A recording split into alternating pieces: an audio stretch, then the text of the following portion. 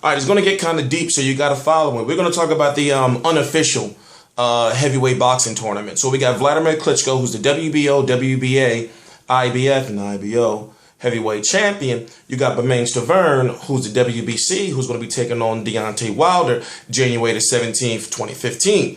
Then you got Vladimir Klitschko in heavy negotiations to take on the #1 contender for the winner of Bermane Stiverne and Deontay Wilder, Brian Baba Jennings, in April of 2015. You got Tyson Fury, who defeated Derek Chisora to become the #1 contender for the WBO. Vladimir Klitschko has got to fight him sometime at the end of 2015 or early to sometime in the spring of 2016.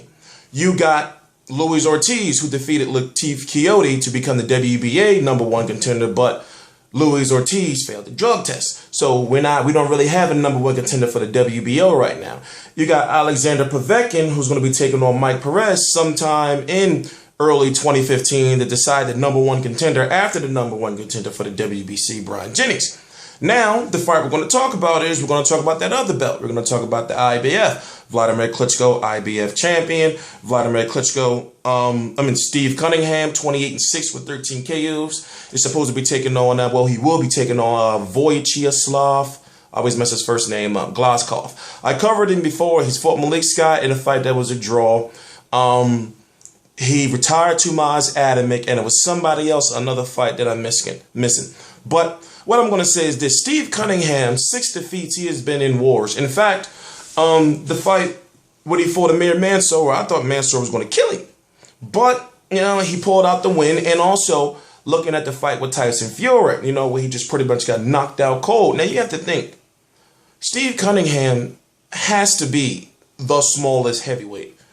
His last fight, I watched it against Vicente. I believe he came into the ring and I believe he weighed in at 203 or something like that. So he's one of those heavyweights that, worst case scenario, he can go back down to cruiserweight. Now, the biggest win of his career is not Amir Mansour. The biggest win of his career is when he fought Marco Huck, and that was back at cruiserweight. He had a very good cruiserweight career. But then if you look at cruiserweight, he fought Tumaz Adamek, lost. Second fight, he fought him at heavyweight, lost. And now you got Wojciech Glazkov, who retired, basically a good-selling Polish fighter, who had a good following in Bethlehem, PA, Tumaz Adamek. So I know things are kind of confusing, so let me slow down a little bit and say I'm T-Street Controversy. This is T-Street Controversy Live. I talk about boxing, live, unedited, and uncut. Sometimes it seems as though I'm rambling, but if you pay attention, I'm telling you everything that's going on. So, RealCombatMedia.com is the website. Boxing interviews, mixed martial arts, jiu-jitsu. Simple as said. You got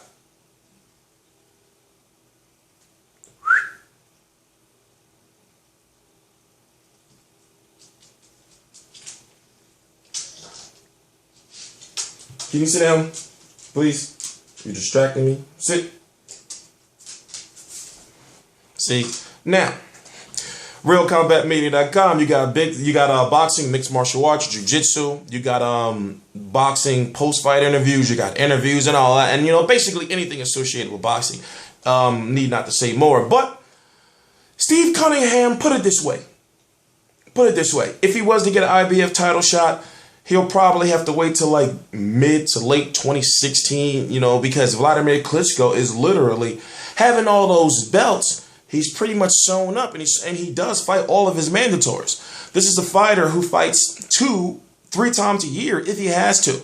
So, when it comes to the mandatories for the heavyweight division, unless Klitschko decides to drop one of those belts, and he will not until he becomes undisputed champion, I believe he will become undisputed champion, then right now, these other fights, we might as well consider these guys, I know it's going to sound a little crazy, as somewhat of title holders, because they can't get Klitschko at any time soon.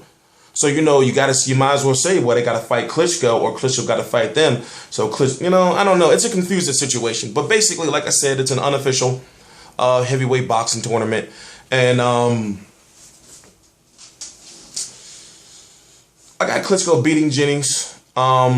If Stavern beats Wilder, then I see Stavern taking on Klitschko. But if Wilder beats if Wilder beats Stavern, I don't see Wilder taking him on anytime soon, you know? By the way, interesting thing, Shannon Briggs is ranked like number 5 or 6 by the WBA. Don't ask me how. T Street Controversy, T Street Controversy Love.